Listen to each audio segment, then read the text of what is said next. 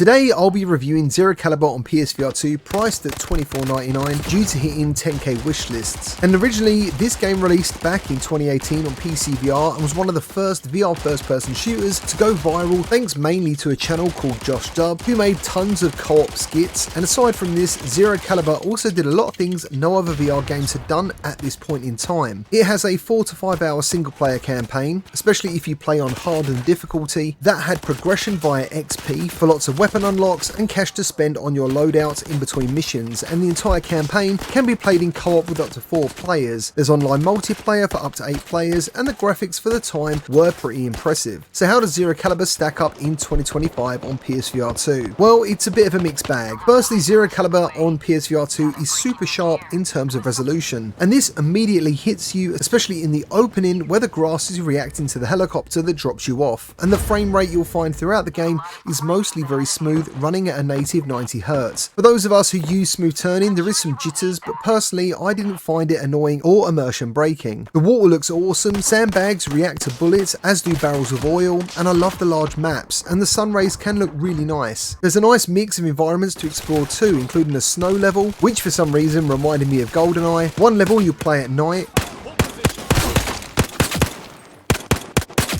a COD style trenches map where there's a rain effects and lightning which looks particularly great and is easily the most atmospheric level in the entire game.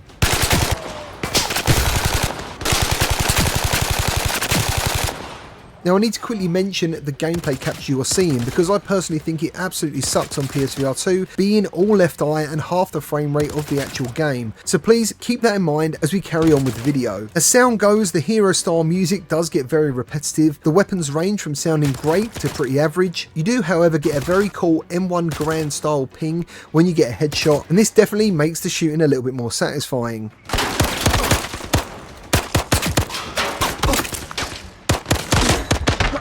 While playing though, now and again you'll notice audio cutting out, especially when there's lots of explosions happening in your vicinity. Speaking of weapons, these are the real visual star of the show, and they all look great, especially on the level I mentioned with the rain and the nighttime mission, because the weapons then get a lovely shine to them, and I kind of wish this effect was actually present in the entire game. And as I mentioned, there's tons of modifications that you can mix and match in real time on the battlefield. The gun scopes work really well, but you won't really see that in this gameplay apart from this one bit where I noticed the capture issue I mentioned earlier, so I did my best to show you them actually working. And something I love to do is actually use the weapons of my enemy once they are dead. It actually makes me pretty angry in a game where I kill someone and I can't use their weapon, especially if their weapon is better than my own. There's also hidden weapons scattered around the level like this impressive Golden Desert Eagle. Explosions look nice and can send bodies flying, and the story is absolutely balls to the wall bro mentality, which has some funny moments including bleeping out swearing, which is very strange in an army game where you're literally shooting soldiers and there's blood splattering going on. Oh, and it's all thanks to you, knights in shining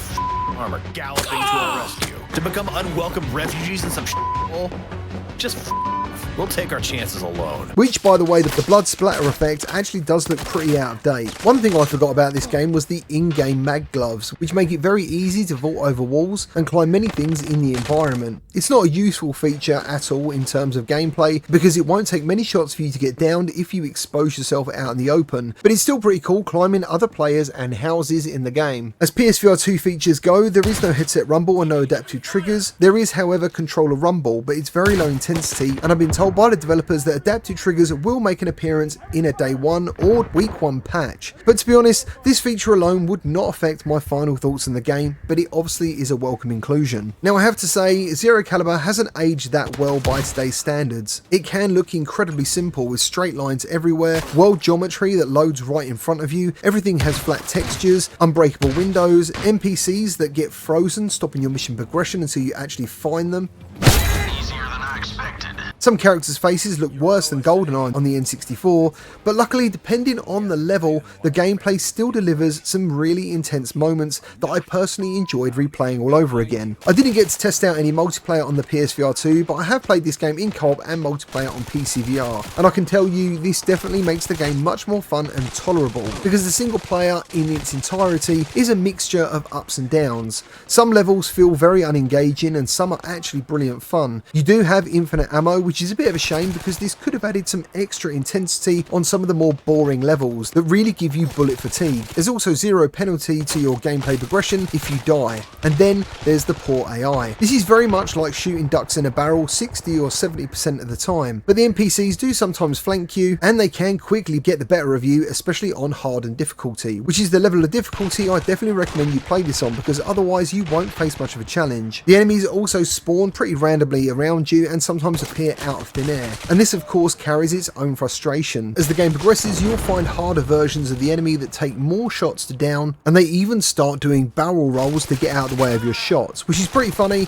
but none of this really changes Zero Caliber from being anything more than an arcade shoot 'em up that really doesn't take itself too seriously. As we all know, playing a bad game with friends can still be fun, and I believe that's where this game will shine with PSVR2 players. This isn't a remaster, which for some reason I thought it might be, so I fired up the PCVR version just to see how it does stack up. And the PCVR version does definitely look better, and I would say the PSVR2 version is like playing the PC version on medium settings, and it's especially apparent on one of the nighttime missions, and overall I do find this a little bit confusing. The PSVR2 is easily capable of matching Zero Caliber on the Ultra PC settings, but it is overall acceptable and goes from looking great to being mostly let down by poor geometry of things like tanks, cars and other random objects you'll find as you go through houses, and it's a bit like when you use Google Earth and you're waiting for the textures to load in but they never do. Overall there's a lot to like here, but this is an old run and gun no brain needed shooter that leaves me with a bit of an issue when it comes to whether or not it gets a buy recommendation. We have a good range of shooters that you can play with friends like After the Fall, Ghost of Tabor, Crossfire Sierra Squad that look and play vastly better on PSVR2, but while saying that, Zero Caliber definitely has its own undeniable charm. It's an unapologetic, straightforward shooter, and if that's what you're looking for, this is definitely the game for you. But for everyone else looking for something special on PSVR2, I would wait for a sale and obviously wait for some updates. I do wish the developers re-releasing this game on PSVR2 in 2025 had put their best foot forward to make this the ultimate version of the game, but unfortunately that isn't the case. Well, that's all I've got for you today. Let me know your thoughts down in the comments. Thank you to anyone who likes and subscribes for more VR content, and I'll see you on the next one.